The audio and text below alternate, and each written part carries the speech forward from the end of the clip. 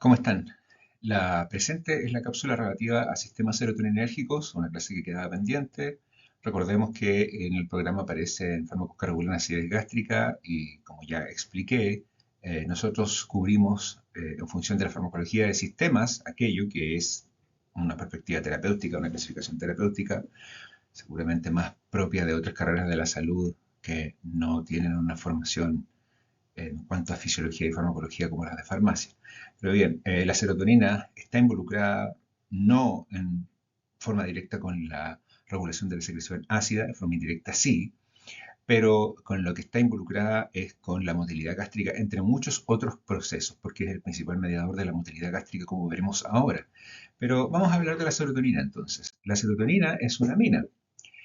Es una amina, una molécula muy pequeñita que deriva del triptofano. Eh, del triptófano es un aminoácido esencial y este aminoácido es hidroxilado por la triptofano hidroxilasa, es una síntesis muy parecida a la de las catecolaminas a partir de la tirosina. Bueno, aquí tenemos una hidroxilación y lo que tenemos es 5-hidroxitriptofano y después ese 5-hidroxitriptofano es decarboxilado por esta decarboxilasa de aminas aromáticas y lo que nos queda es 5-hidroxitriptamina, que es la serotonina. Serotonina. ¿Por qué se llama así a la serotonina? ¿Por qué no se le dice 5-hidroxitriptamina? Porque la serotonina es la denominación más antigua y proviene del hecho de que fue descubierta a partir de sangre coagulada. Entonces había algo en la sangre que se liberaba, que sabemos que se expresa ampliamente en las plaquetas, y luego de la ruptura de las plaquetas se libera la serotonina y es parte de la coagulación sanguínea. Entonces es uno de los mediadores que se libera de las plaquetas en la coagulación sanguínea. Entonces ese fue el origen del nombre, que le da tono, es decir, le da consistencia al suero, por eso se le llamó serotonina. Pero bueno, es un nombre que quedó desde la historia. La molécula es la 5-hidroxitriptamina. Y la 5-hidroxitriptamina posteriormente es metabolizada por una monoaminoxidasa. Hay dos isoformas de monoaminoxidasa. La A es la que esencialmente metaboliza a la serotonina. La B esencialmente metaboliza catecolaminas. Entonces, la 5-hidroxitriptamina es metabolizada a ácido 5-hidroxiindol acético, que es el metabolito habitual. La localización que tenemos para la serotonina es sumamente amplia porque está distribuida en diferentes tejidos. La mayor parte de la serotonina no está en la sangre, que es lo que uno primero podría pensar en función del nombre, pero en cambio está en el sistema gastrointestinal.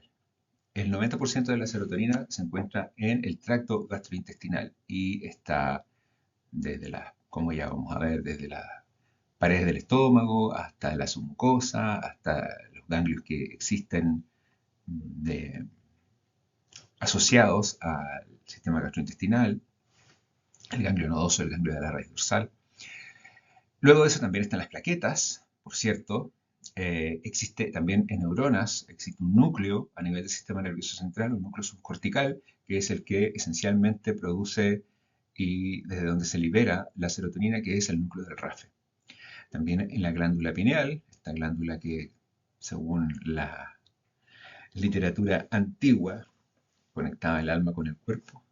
En la glándula pineal también se expresa serotonina y en los tumores que, como hemos hablado muchas veces, son grandes productores de diversos mediadores relacionados con la vasodilatación, relacionados con la inflamación, que son procesos en los que también actúa la serotonina. Y bueno, la serotonina también es un factor de proliferación en diversos tejidos. Eso es algo que se ha descubierto en los últimos 20 años.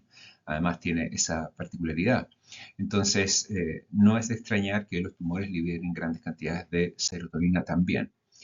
Desde el sistema nervioso central, como les dije, emergen esencialmente con un sentido cortical eh, a occipital las fibras desde el núcleo del RAFE y hacen un recorrido ahí en compañía de las fibras dopaminérgicas, y también hay algunas proyecciones desde el núcleo del RAFE hacia el cerebelo y hacia la médula espinal, porque la serotonina está vinculada a procesos sensoriales también, pero es esencialmente a nivel cortical donde tiene la mayor mm, proporción de propiedades descubiertas desde la perspectiva clínica, y está muy vinculada a la expresión, como van a ver con la doctora Sánchez, de la depresión, eh, y es capaz de revertir el déficit de factor de crecimiento nervioso derivado del cerebro, que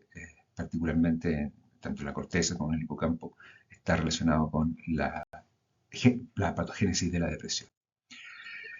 En el estómago, la serotonina se produce en las verdaderas células enterocromafines. Digo esto porque cuando vimos histamina, eh, comentamos que las células del fondo gástrico de la pared del fondo gástrico que expresan histamina son las células como enterocromafines. Estas son las enterocromafines verdaderas.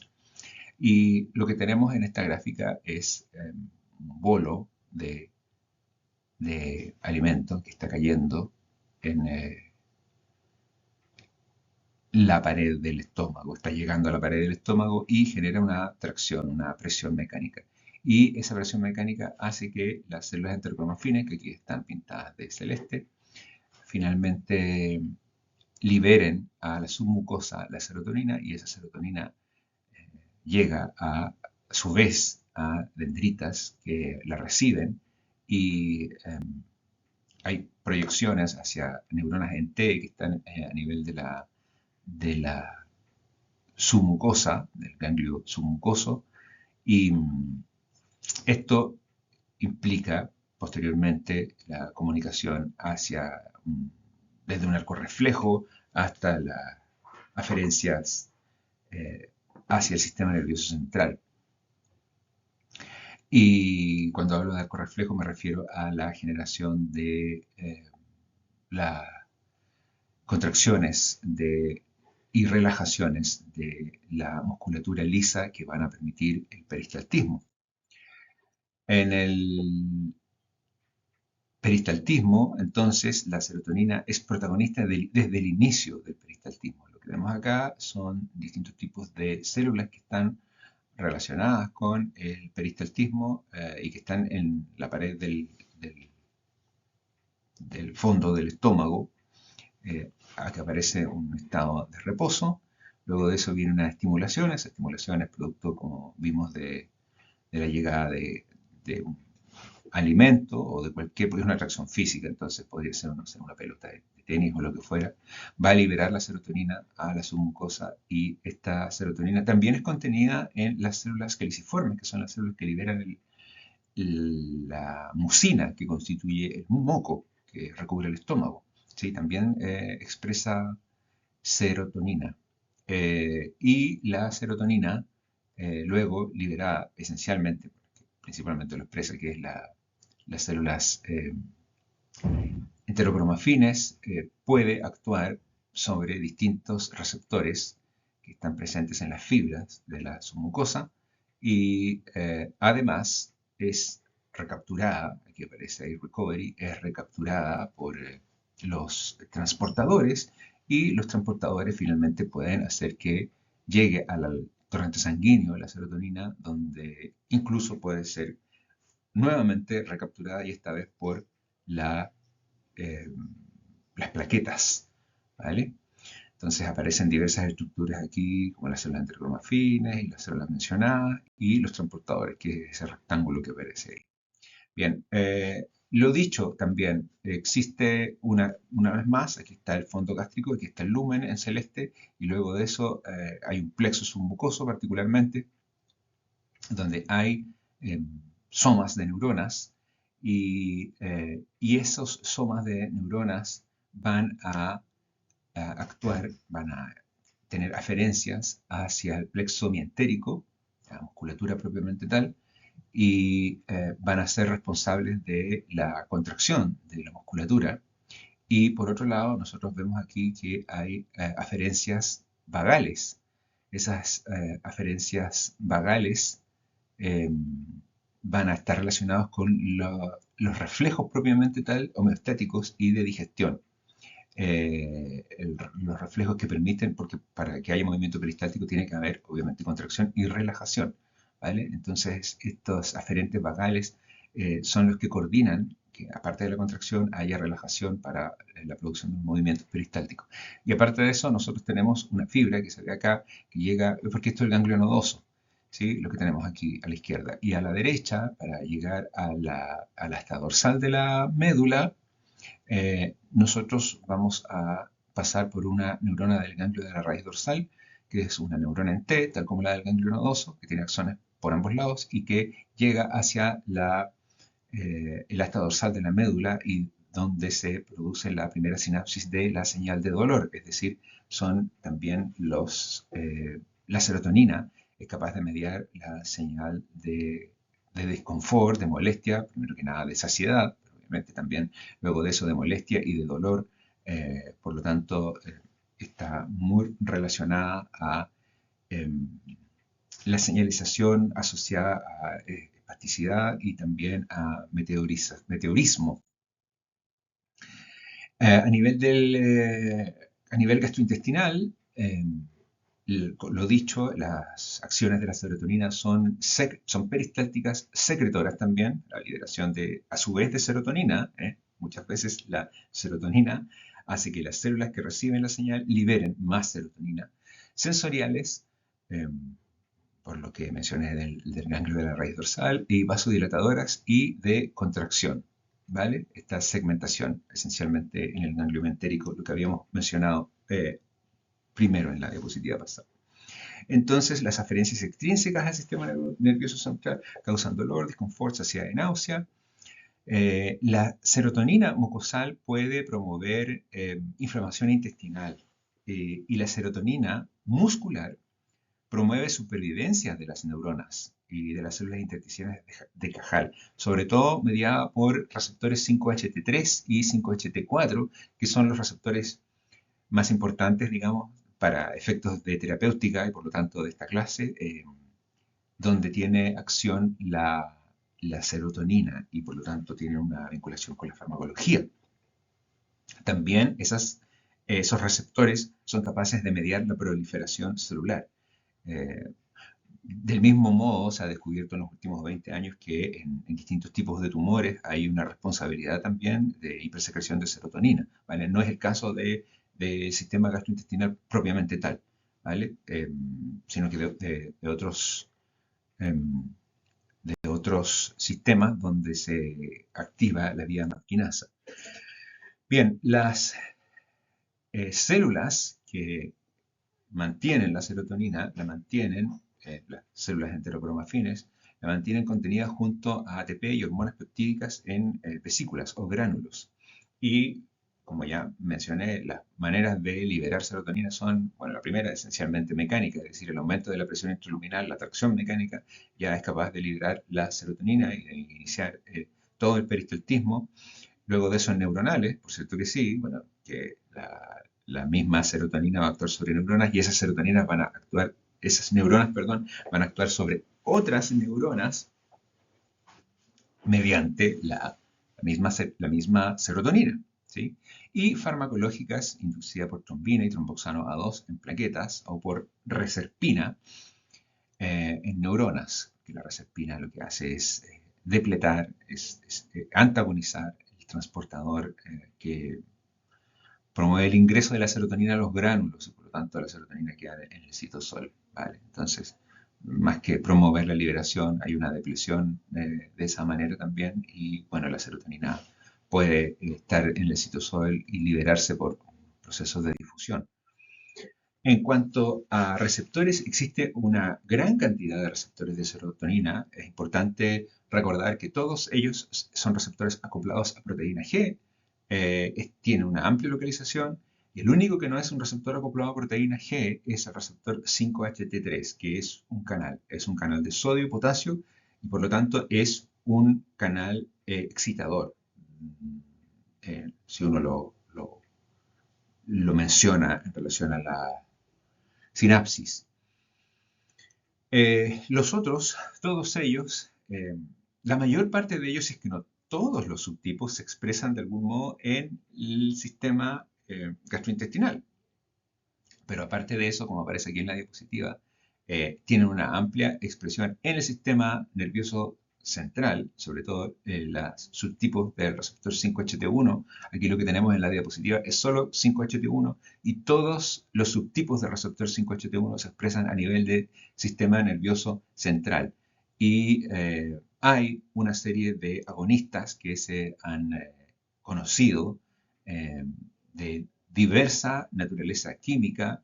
Eh, la buspirona, por ejemplo, es un agonista de 5-HT1A que ha sido utilizada como ansiolítico. Bueno, eso lo van a ver con la doctora Sánchez. Lo otro que es importante recordar es que hay muchos fármacos que no tienen necesariamente como sentido la unión con receptores, toda la variedad de receptores 5-HT1. Sin embargo, son agonistas y eso no se puede, hay un problema de afinidad y eso ocurre mucho para los triptanos. Los triptanos que aparecen aquí se unen al receptor 5-HT1B, ese es el receptor al que esencialmente debiesen unirse, ¿sí? Pero de todos modos hay algunos triptanos que se unen al receptor 5-HT1E, a 5-HT1B, ¿vale? 5-HT1A ya es bastante menos lo que se observa.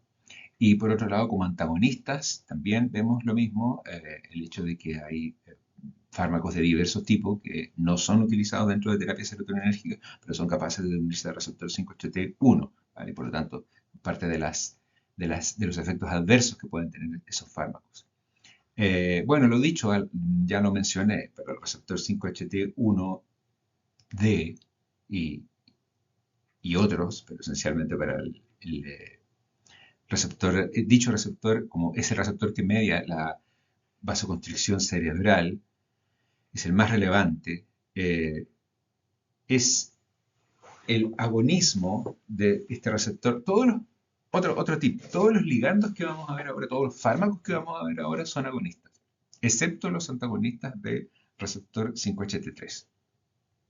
Bien, lo que estaba diciendo es que el receptor 5-HT1D media la vasoconstricción cerebral y por lo tanto el uso de agonistas de este receptor, los triptanos que ya vamos a mencionar ahora, evita la vasodilatación, que es la responsable de la migraña muchas veces. Luego tenemos los receptores 5-HT2. Los receptores 5-HT2 tienen localización postsináptica y también presináptica. Son esencialmente autorreceptores. Pueden ser también autorreceptores, ¿vale?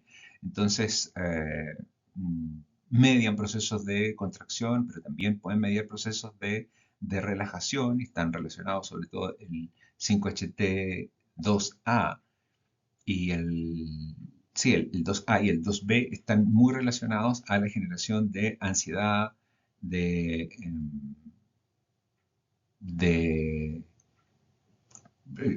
apetito también. Y como vamos a ver, hay fármacos que actúan, yo había mencionado uno que es la ciprofloxacina, que tiene actividades antihistamínicas, pero también tiene actividades antiserotoninérgicas y ese también es uno de los mecanismos que se asume que tiene este fármaco para producir apetito, ¿sí? Para producir apetito tiene actividades agonistas sobre el receptor serotoninérgico y antagonistas sobre el receptor histaminérgico, ¿vale? Y estos fármacos también están muy relacionados a la farmacología, eso lo van a ver también con la doctora Sánchez, en esquizofrenia, porque el antagonismo de estos receptores serotoninérgicos potencia y regula, potencia por un lado y regula por otro lado, dependiendo de la vía, la actividad de los antagonistas dopaminérgicos. evitando que se produzca un tipo específico de sintomatología de reacción adversa a los dopaminérgicos gracias a este mecanismo dual de antagonismo serotoninérgico y dopaminérgico, donde hay un rol importante entonces para fármacos que son estrictamente antipsicóticos, como se ve ahí como antagonistas, como la risperidona, como la olanzapina, eh, como la clozapina, ¿vale? Entonces, vamos a encontrar antagonistas de receptores serotoninérgicos que son en rigor antipsicóticos, aparte de ser antagonistas dopaminérgicos también, antipsicóticos de segunda generación. En cuanto a los otros receptores, aquí tenemos el 5-HT3, que es tal vez el más explotado desde la perspectiva de la, de la farmacología. El 5-HT3 es el canal, como les había mencionado, y está relacionado, tiene propiedades a nivel del sistema nervioso central y también del tracto gastrointestinal porque produce náusea y vómito. Entonces, aquí nos encontramos con antagonistas, porque un antagonista del receptor 5-HT3, como es el caso de toda la familia de los cetrones, ¿sí? Granicetrón, tropicetrón, ondancetrón, que son muy utilizados, muy indicados en cáncer como antieméticos utilizados contra las terapias antineoplásicas que son altamente emetogénicas. Recordemos que las terapias antineoplásicas tienen una clasificación según emetogénesis y en esos casos es muy eh, relevante el rol de estos fármacos que actúan sobre el receptor 5-HT3. Y por otro lado, el 5-HT4, que es muy importante a nivel de gastrointestinal, porque es el principal mediador de la motilidad gástrica y que tiene agonistas como la cisaprida, como la metoclopramida, ¿sí? El tegacerol, ¿vale? A ver, entonces ya lo vamos a mencionar en la clase, pero la cisaprida y el tegacerol, la cisaprida primero, el tegacerol después, fueron fármacos que tuvieron indicaciones, la cisaprida para regular el vaciamiento gástrico, el tegacerol como fármaco en el síndrome de intestino irritable, pero finalmente por sus efectos a nivel cardiovascular, esencialmente por producción de torsadas de Points, ya habíamos mencionado lo que era torsada de Points y riesgo de muerte súbita, fueron retirados del mercado, han sido retirados del mercado. ¿Qué es lo que queda? Una muy antigua que ha mostrado seguridad, que es la metoclopramida, y recientemente la prucaloprida. La prucaloprida tiene como indicación ser un eh, digamos, un laxante, que no es el término clínico más, pero es un fármaco indicado en estreñimiento crónico. Y otros receptores que no tienen tanta repercusión aún en la clínica, que son los receptores 5-HT5, 5-HT6, 5-HT7, los cuales tienen expresión esencialmente en el sistema nervioso central, en otros sistemas también, y ya como les digo, muchos de ellos también están presentes a nivel gastrointestinal, y esto no es de extrañar, porque uno tiene que recordar que tanto el cerebro como el sistema nervioso entérico tienen el mismo origen ontogénico, ¿sí? Es decir, derivan de el mismo conjunto celular inicial. Bien, aquí hay una diapositiva bastante fea y bastante mezclada, donde aparecen células caliciformes, enterocitos, células enterocromafines y una amplia relación que existe vía distintos tipos de receptores. Ven, aquí aparece 5-HT7, por ejemplo, ¿vale? Pero bueno, está el 5-HT1A, 5-HT1P, 5-HT2P, 5-HT3, 5-HT4, 5-HT7. Tenemos que a ver si se distingue un poquito, por lo menos. Por ejemplo, 5-HT2B aparece normalmente con un signo menos por ahí cuando aparece, igual que el 5-HT7, porque normalmente son receptores que median una señal que es opuesta a la señal procinética que normalmente tiene la serotonina, ¿sí? Es decir, no tienen propiedades procinéticas, sino que disminuyen en ese sentido el peristaltismo. En cambio, el 5-HT3 y el 5-HT4 son ambos receptores sumamente relevantes en el peristaltismo. Sitúense donde se sitúen. Y aparte de eso también aparece aquí el rol en las células intersticiales de Cajal, donde les mencionaba yo que tienen un rol de regulación de la proliferación. Y además de eso aparecen aquí en este reflejo vagal, que es el que regula el peristaltismo propiamente tal.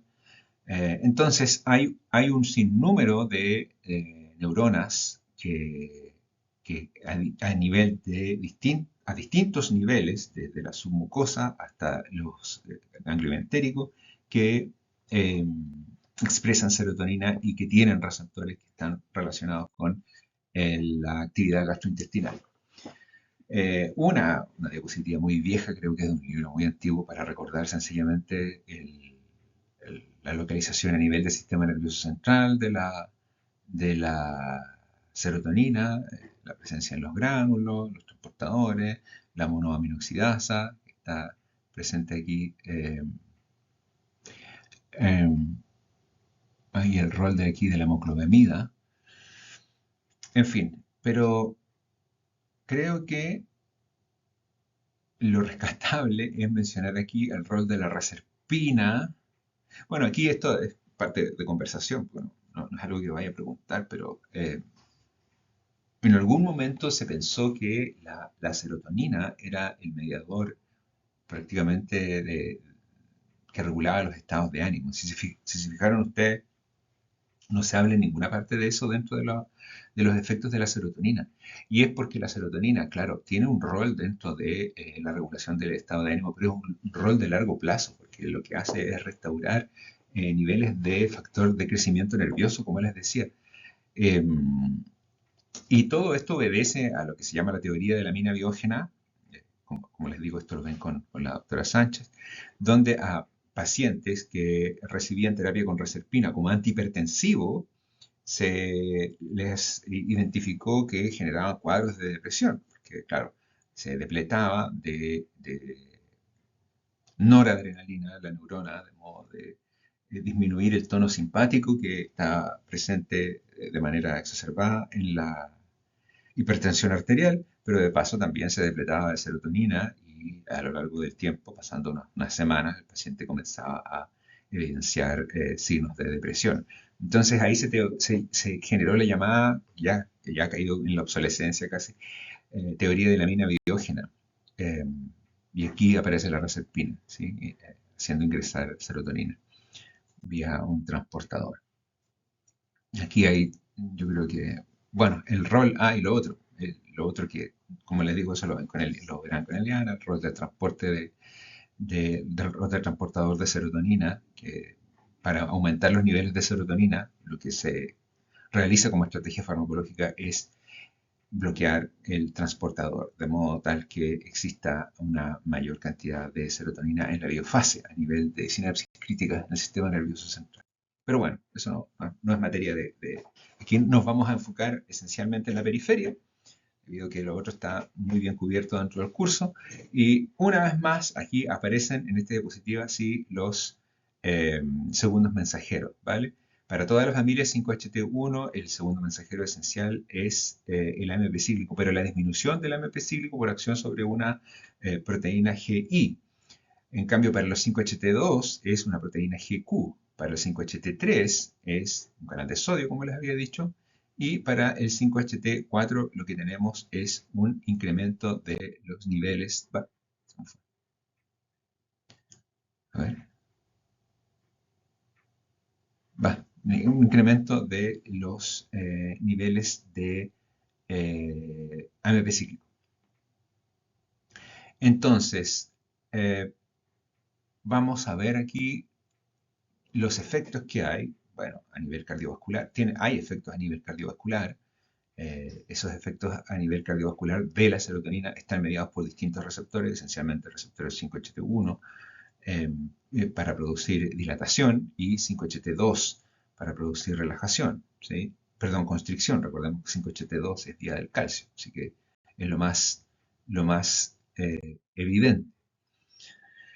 Entonces, tenemos para el peristaltismo estimulación directa de fibras musculares, que puede ser por vía receptor 5HT2A en intestino y 5HT2B en el fondo. Yo les había mencionado que la localización de 5HT es presináptica y postsináptica. Aquí estos efectos son netamente postsináptica y es contracción directamente, lo que llamamos segmentación, ¿sí?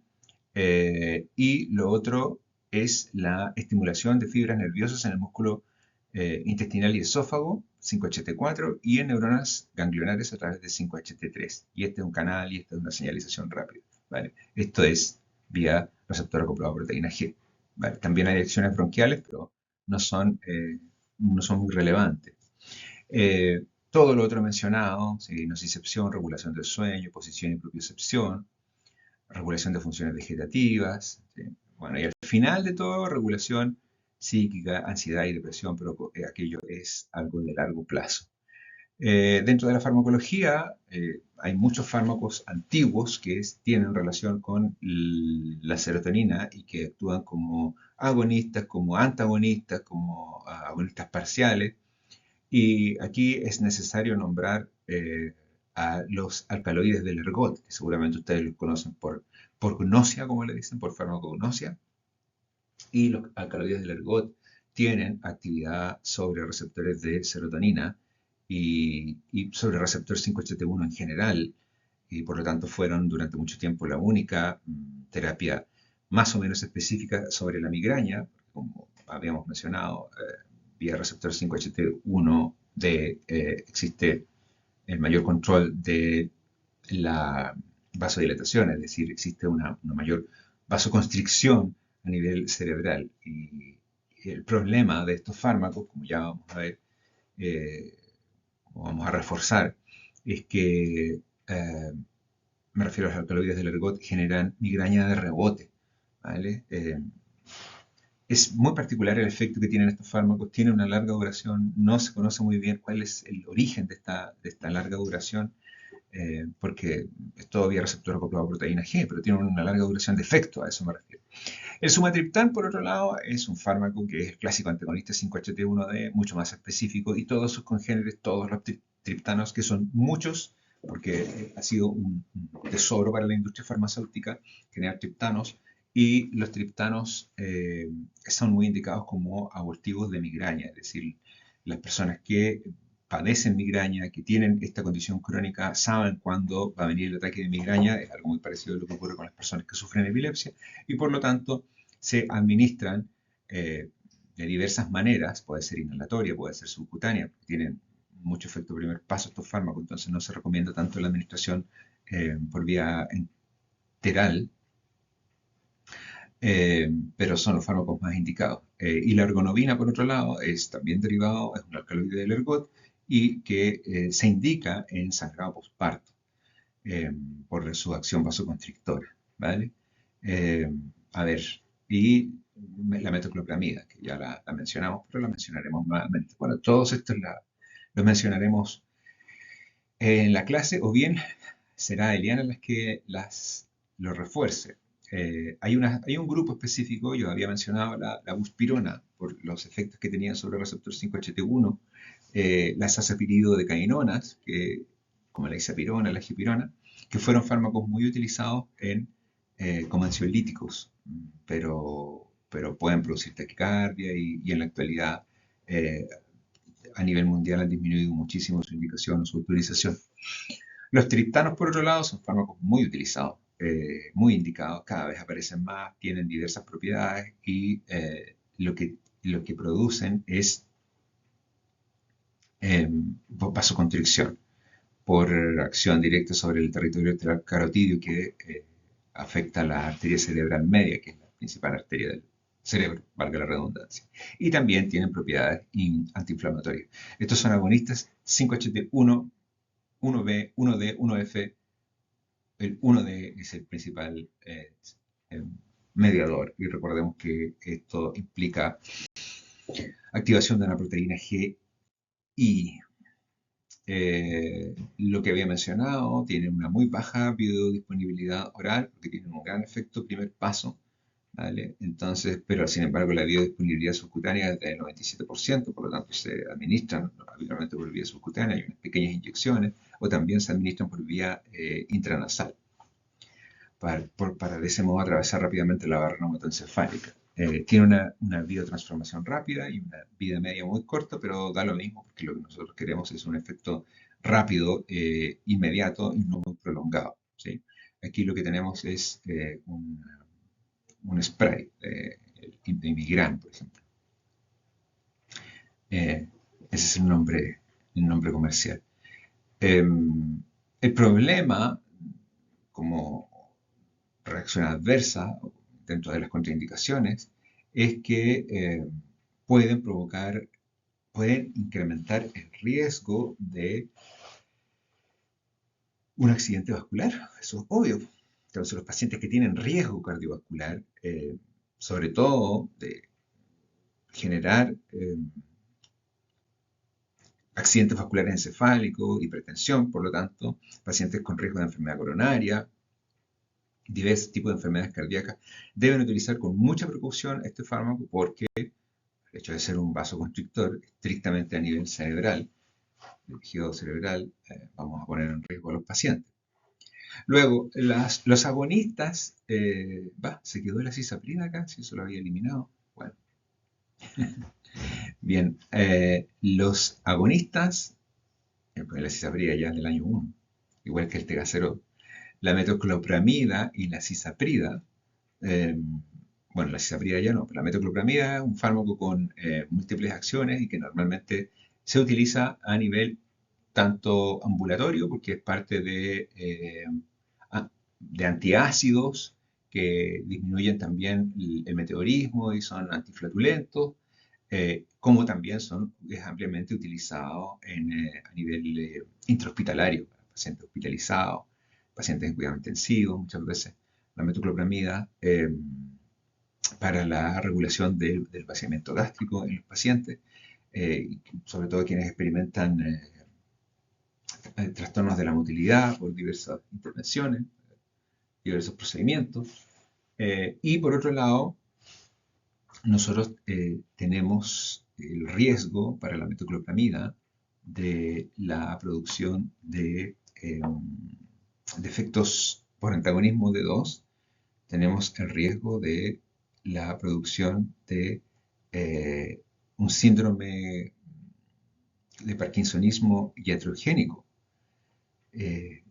Y además, bueno, además de este fármaco, nosotros tenemos, no tan recientemente, ya lleva bastante tiempo en el mercado,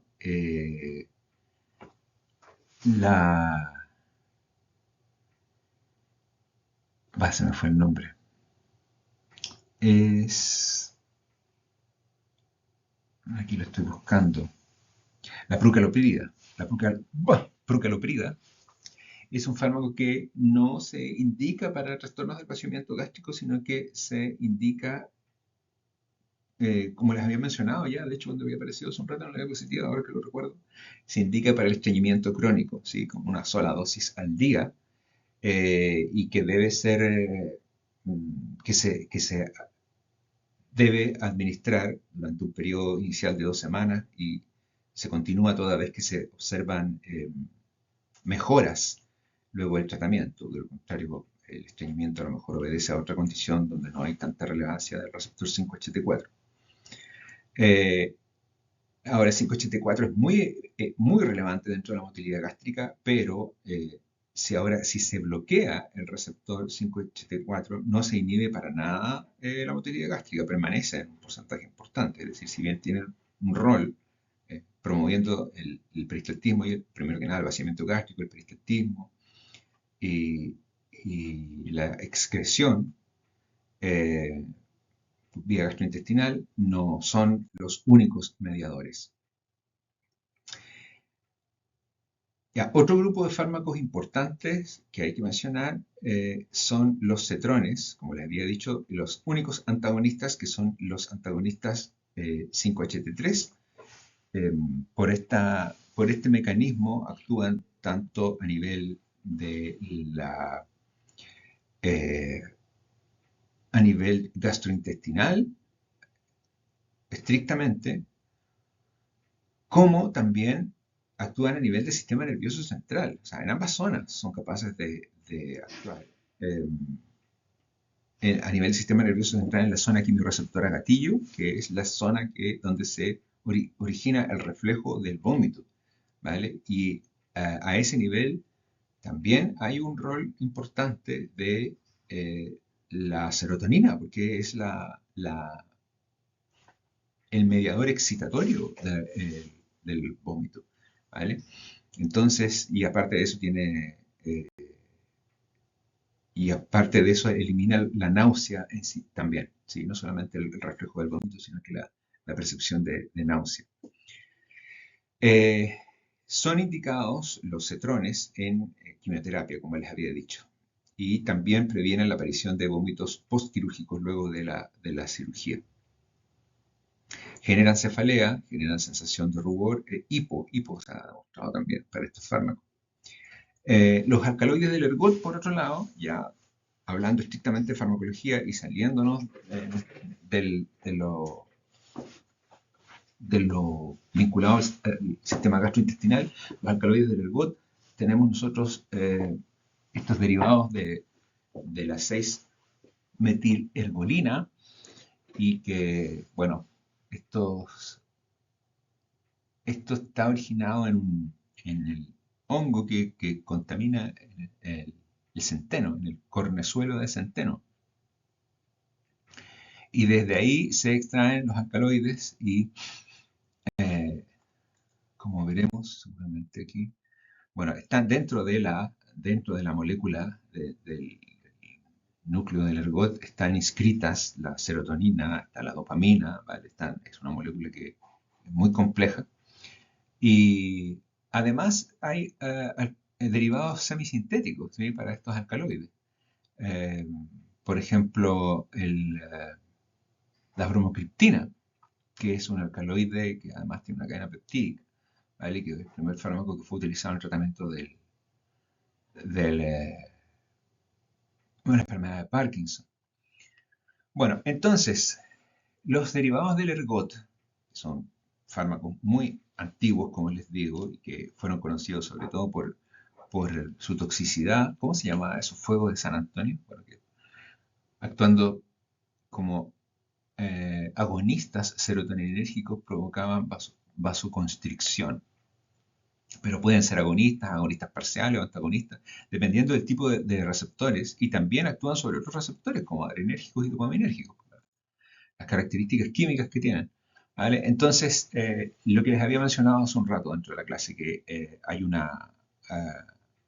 rol importante para la ergotamina, el tartrato de ergotamina, eh, que es un agonista parcial eh,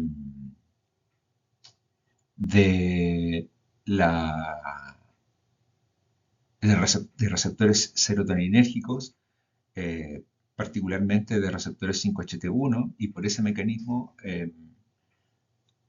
fue indicado durante mucho tiempo como un fármaco en la migraña. El problema es que no solamente se indicó en migrañosos, sino que la gente que tiene cefalea común también lo utiliza.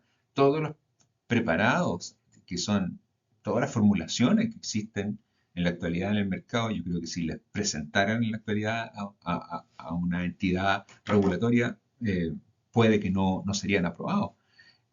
Todo esto, Cefalmin, Cafergot, no sé, hay varios que son analgésicos específicamente para cefaleas, debiesen ser utilizados con precaución, en buena medida evitados, y utilizados toda vez que una persona sufre efectivamente de migraña, porque la migraña no es cualquier cefalea, la migraña es un tipo de cefalea que suele ser hemicraneal, suele ser pulsátil, eh, suele estar focalizada, puede incorporar lo que se llama el aura, es decir, unas percepciones de colores, sobre todo previo al ataque propiamente tal. Entonces hay mucho abuso de estos fármacos que no debiese concurrir. Y luego de eso tenemos la ergonovina, que es indicada para disminuir el sangrado posparto, ¿sí? Ya lo habíamos mencionado.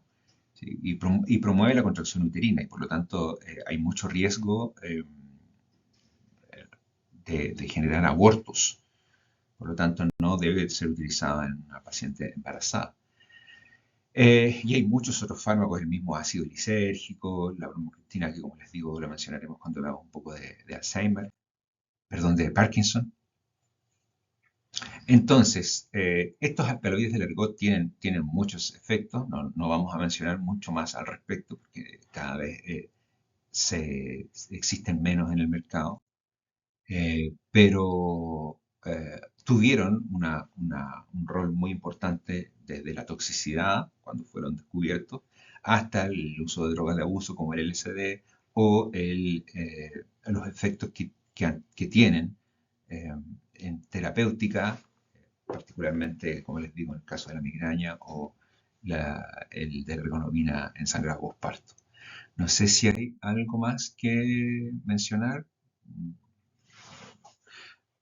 La ergotamina tiene una muy baja biodisponibilidad oral, pero da lo mismo porque las dosis son elevadas, que normalmente están en las formulaciones.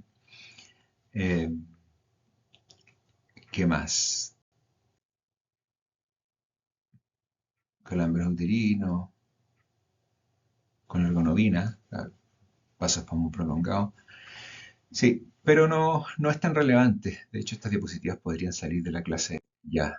Sí, no vamos a ahondar mucho más porque es parte de una farmacología histórica, prácticamente. Bueno, eso corresponde a la clase de serotonina, sobre todo el rol que tiene, recordar el rol que tiene la serotonina a nivel gastrointestinal, a nivel de tanto gastrointestinal como de la zona quimiorreceptora gatillo en el reflejo del vómito y el rol que tiene también como vasoconstrictora actuando sobre la arteria cerebral media para el tratamiento de la migraña, ¿sí? El tratamiento con indicación médica de la migraña. Bueno, eso es la clase que adeudaba y la dejo en esta cápsula entonces para que la puedan repasar. Que estén bien.